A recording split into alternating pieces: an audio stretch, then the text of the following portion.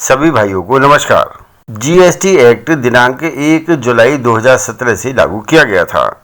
GST act के अंतर्गत audit के प्रावधान एवं ऑडिट का पूर्णतः भिन्न तरीका दिया गया है। ऑडिट के प्रावधानों में समय समय पर काफी परिवर्तन भी किए गए हैं। वर्तमान में फाइनेंस एक्ट 2021 द्वारा भी जीएसटी एक्ट के अंतर्गत काफी परिवर्तन किए गए हैं, जिसमें ऑडिट के प्रोविजंस में किए गए संशोधन भी शामिल हैं। मेरे द्वारा इन सभी प्रावधानों को इस वीडियो में शामिल करने का प्रयास किया गया है। आशा है कि मेरे द्वारा तैयार की गई वीडियो आप सभी को पसंद आएगी। मेरा आपसे निवेदन है कि यदि मेरे विचारों में कोई गलती प्रकट हो या आपका कोई सुझाव हो तो मुझे उस गलती एवं उस सुझाव से 9012631620 या 9837652179 पर अवश्य अवगत कराएं। तथा मेरा आपसे नम्र निवेदन है कि इस वीडियो को सब्सक्राइब करके बेल आइकन पर अवश्य क्लिक कर दें ताकि नए नोटिफिकेशन आपको मिलते रहें, तथा इस वीडियो को लाइक करने के बाद अपने दोस्तों आदि में शेयर भी कर दें ताकि मुझे और अधिक प्रोत्साहन मिलता रहे।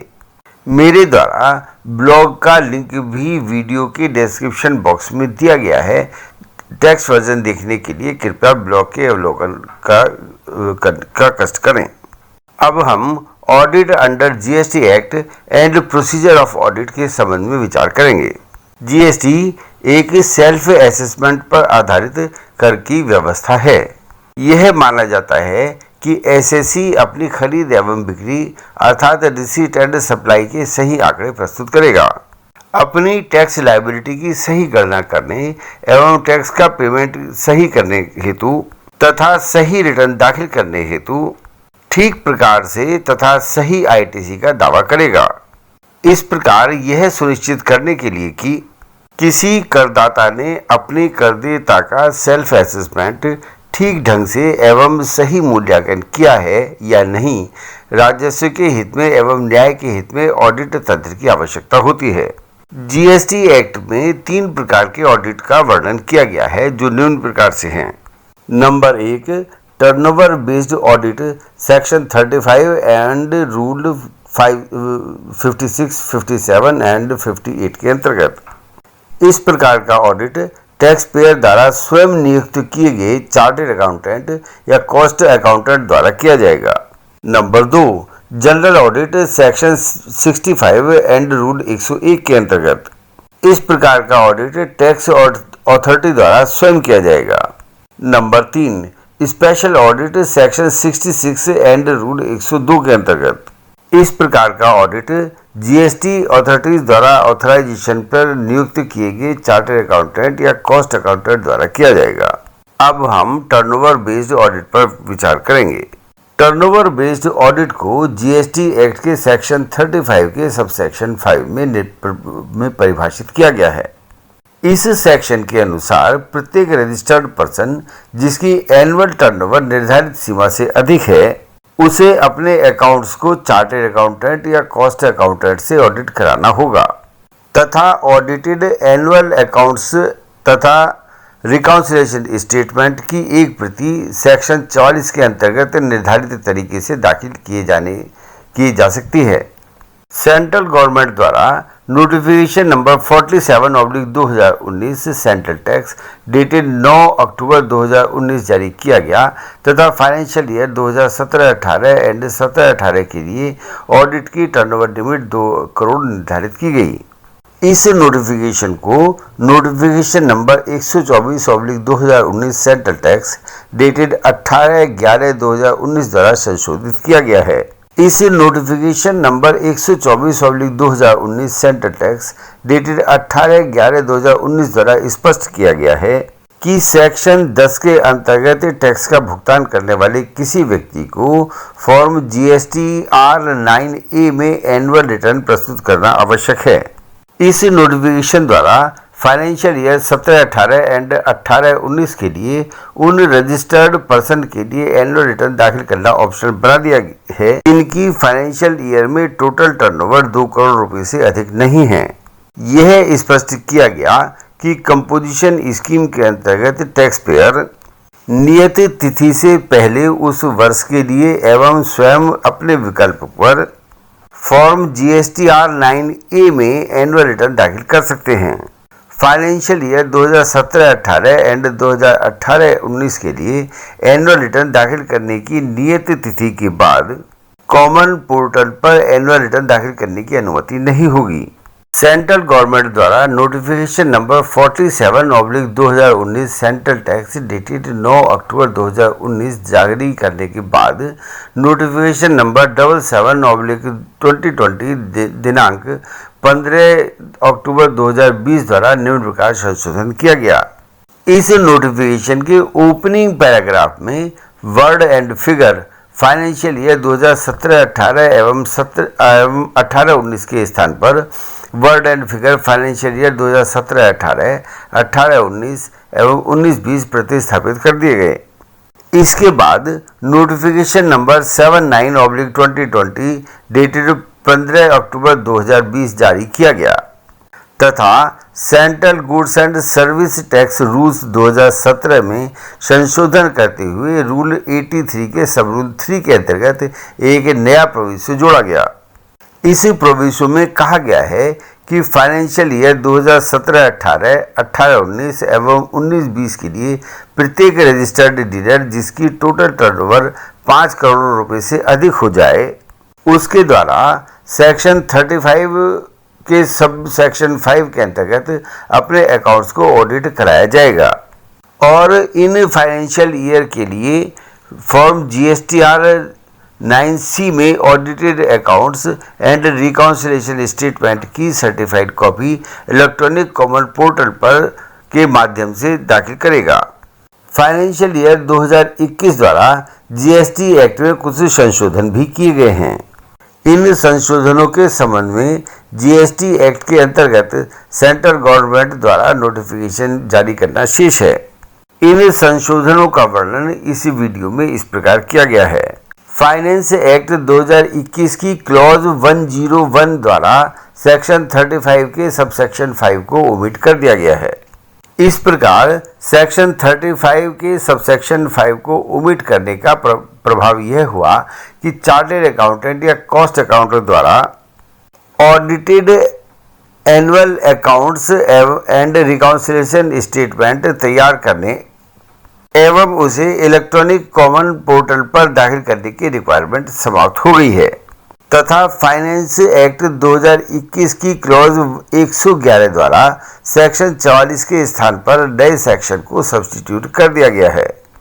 इस नए सेक्शन 44 के अनुसार इनपुट सर्विस डिस्ट्रीब्यूटर को छोड़कर प्रत्येक टैक्सेबल पर्सन द्वारा स्वयं सर्टिफाइड एक एनुअल रिटर्न दाखिल की जाएगी जिसमें स्वयं द्वारा सर्टिफाइड रिकॉन्सिलेशन स्टेटमेंट तथा audited annual financial statement for the financial year भी शामिल हो सकती है। इस प्रकार CA या CMA द्वारा ऑडिट कराने की बाध्यता फाइनेंशियल ईयर 2021 द्वारा समाप्त हो गई है। उपरोक्त कानूनी चर्चा से यह निष्कर्ष निकलता है कि फाइनेंशियल ईयर 2017-18 के लिए ऑडिट की टर्नओवर लिमिट 2 करोड़ रुपए होगी तथा नोटिफिकेशन नंबर 79/2020 डेटेड 15 अक्टूबर 2020 के अनुसार फाइनेंशियल ईयर 18-19 एवं 19-20 के लिए ऑडिट की टर्नओवर लिमिट 5 करोड़ होगी। इसके अतिरिक्त सेक्शन 35 के सबसेक्शन 5 के प्रावधानों को फाइनेंशियल एक्ट 2021 द्वारा समाप्त कर दिया गया है। इस प्रकार फाइनेंशियल ईयर 2021-22 के लिए GST एक्ट के अंतर्गत यह आवश्यक नहीं है कि एक रजिस्टर्ड पर्सन द्वारा CA या CMA द्वारा अपने हिसाब किताब ऑडिट कराए जाएं।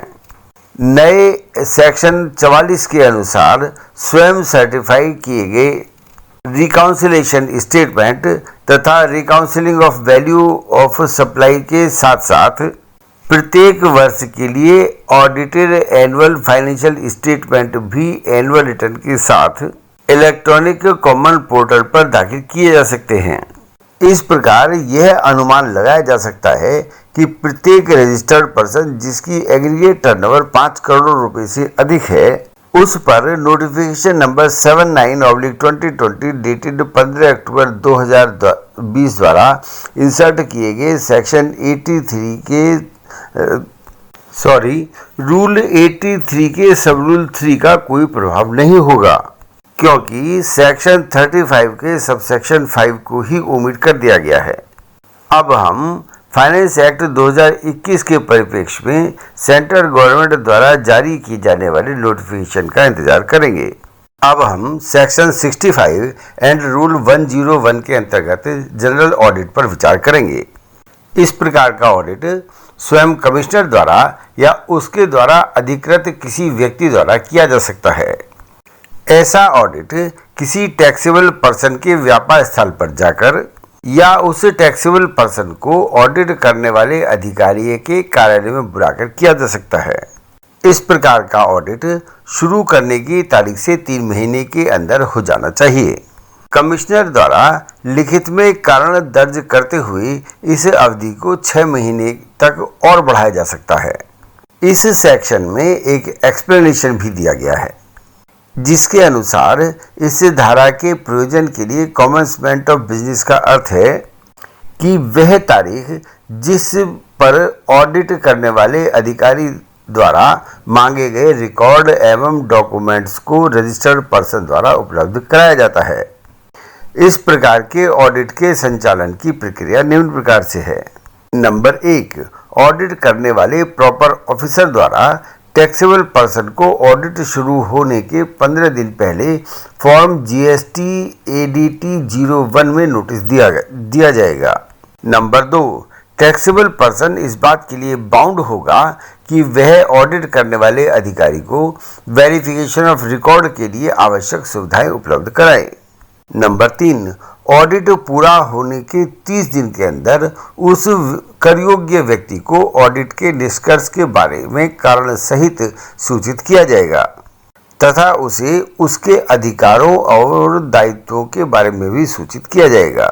नंबर 4, रजिस्टर्ड पर्सन के अकाउंट्स का ऑडिट करने के लिए अधिकृत प्रॉपर ऑफिसर उन डॉक्यूमेंट्स को वेरीफाई करेगा जिसके आधार पर बुक्स ऑफ अकाउंट्स मेंटेन किए गए हैं तथा इस एक्ट या रूल्स के अधीन रिटर्न्स दाखिल किए गए हैं।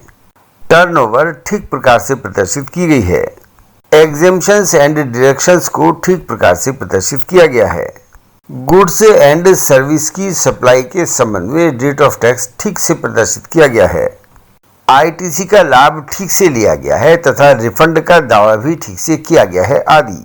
नंबर 5, प्रॉपर ऑफिसर द्वारा ऑडिट के दौरान पाई गई डिस्क्रिपेंसीज के संबंध में रजिस्टर्ड पर्सन को सूचित किया जाएगा और उस व्यक्ति द्वारा अपना जवाब दाखिल किया जा सकता है और तब वह प्रॉपर ऑफिसर उस व्यक्ति द्वारा जवाब को कंसीडर करने के बाद अर्थात विचार करने के बाद ऑडिट के निष्कर्षों को अंतिम रूप देगा। नंबर 6, ऑडिट पूरा हो जाने पर प्रॉपर ऑफिसर द्वारा ऑडिट के निष्कर्षों को उस रजिस्टर्ड पर्सन को सूचित किया जाएगा।